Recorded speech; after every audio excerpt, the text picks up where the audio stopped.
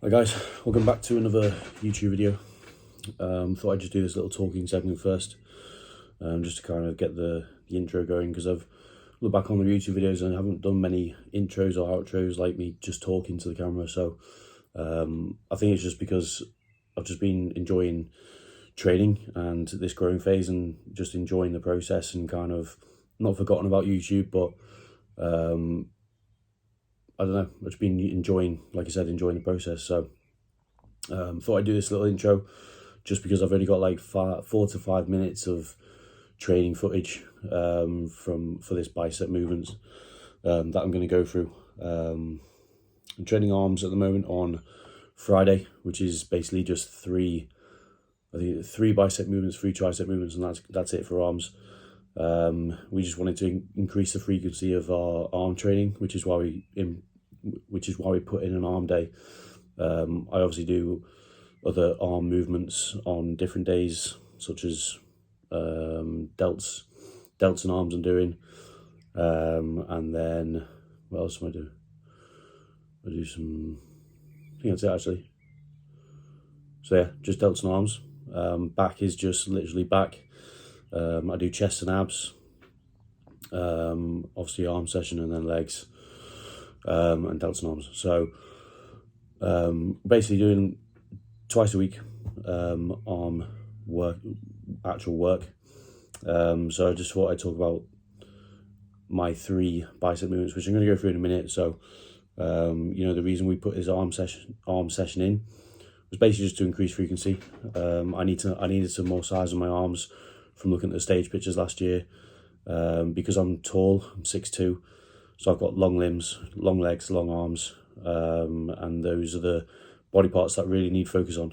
They really need to be kind of bigger than the rest of the body, pretty much, because they're obviously longer. Like my chest and back is good in terms of like density and size and thickness, because it's all quite compact, whereas the long limbs, like arms, so when I put up for like a front double or a back double, the arms kind of don't disappear, but you can tell they're just a bit of a weakness. And legs and stuff, legs you can't have, big enough legs, you can't have big enough arms.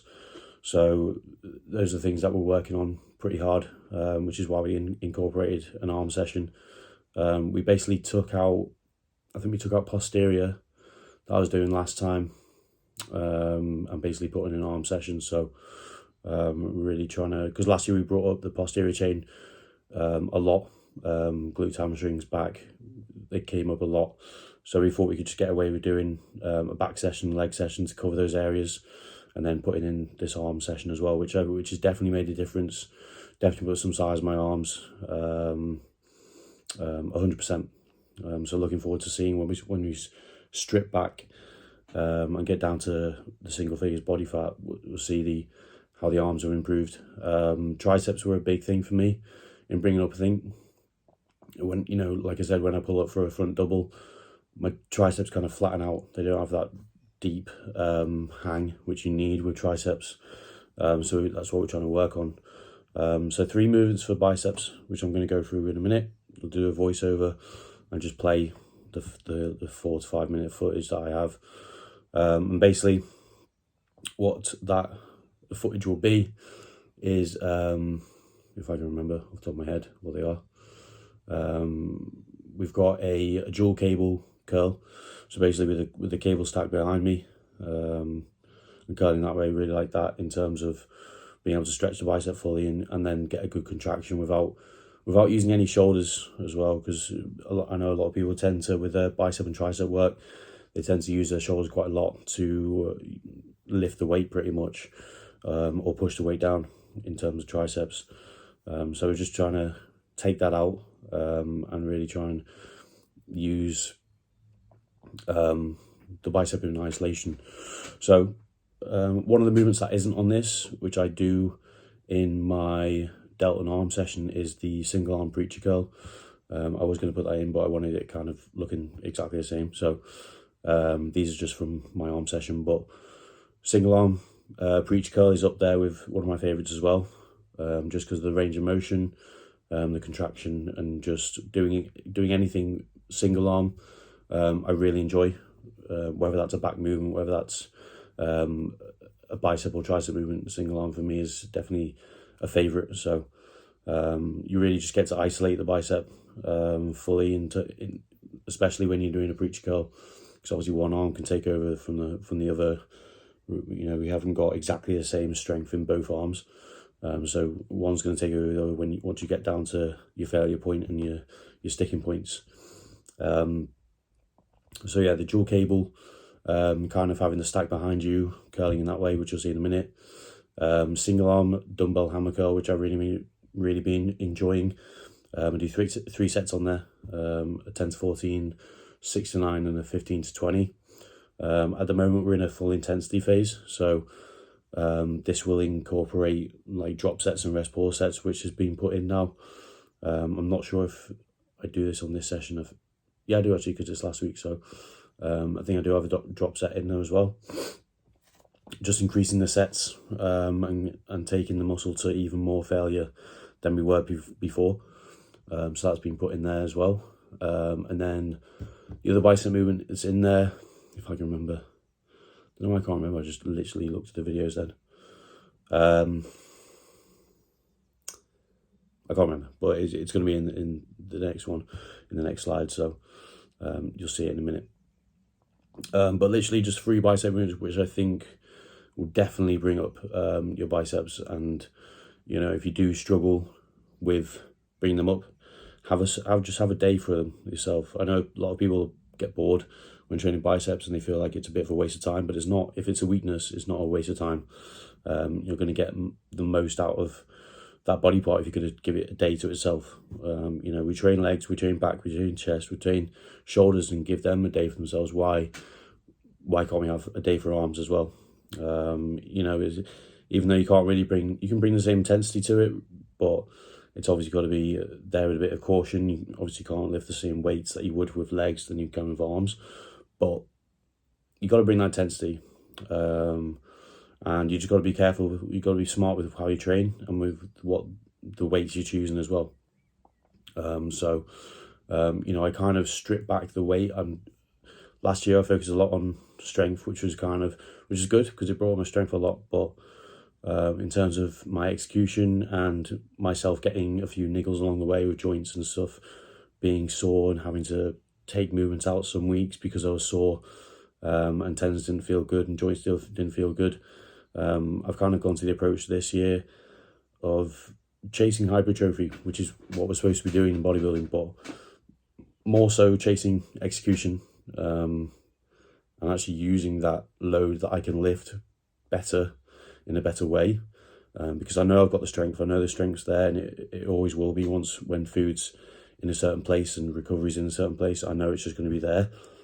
So I just got to use that now as kind of my base, and just know that's going to progress no matter what, pretty much. As long as body weight's going up, food's going up, your strength is going to follow as well. So I spent less time focusing on that and more time focusing on contraction and actually using the muscle to its best ability, which was a mistake I made last year. Like I said, getting a few niggles and stuff. So I think that this approach has been much better. Touch wood, I haven't had no niggles or any kind of joint pain, which has been really good. You know, I'm at the moment weighing between 125 126 kilos, so very close to my heaviest weight last year. Last year I got up to 128, but condition at the moment, body composition is miles better this year. So to not have any sort of pain or niggles is really good. I'm very happy with how I've kind of not pulled myself back, but just not gone too overload like last year.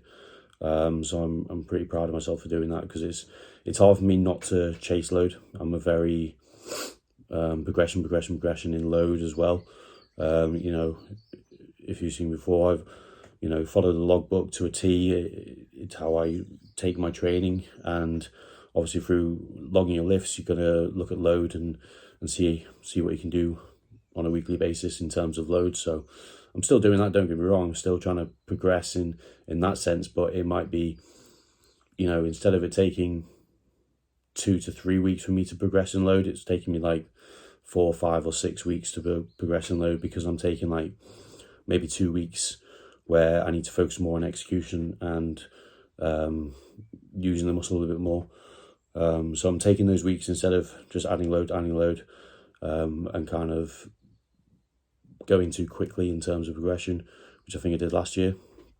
Just trying to take a step back and remember why we're bodybuilding and what is actually going to cause the muscle to grow, instead of looking at strength too much. So that's a benefit, but I've just gone on a massive tangent. Arm training, that's what I'm going to get into now. I'm going to just play the videos because I'll talk for forever, but we'll play the videos, I'll do a little voiceover, tell you what's what, and then we'll go from there. But this is, you know, the 3 movements that I train for arms on my arm day, and the ones that are bicep focused. I do my triceps before my biceps, which I kind of like doing actually. So tricep work's done before the 3 movements, and then we move on to biceps and finish on that. So these are 3 movements, and I'll go from there. So moving into our first movement for arms, biceps. Single arm dumbbell hammer curl. You probably see in the mirror I'm kind of turned out slightly, and my arm is not going straight up and down, it's kind of going out to the side. That's just to isolate the bicep even more, and keep it in the same line as the elbow and shoulder. So I'm still curling up to my shoulder, trying my best not to swing on this one. You know, the last few reps are okay. You can probably get away with it, especially going pretty heavy. This was my second set.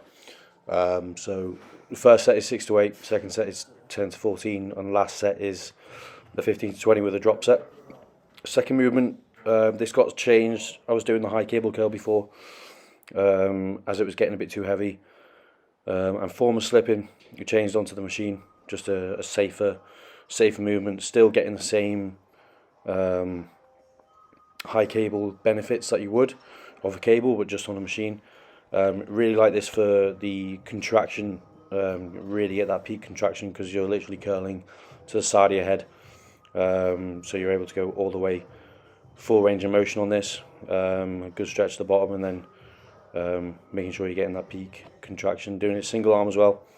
Pretty much majority of my movements are single arm, and that's just how I like to do things with bicep movements, just to stay on track with isolating the bicep even more.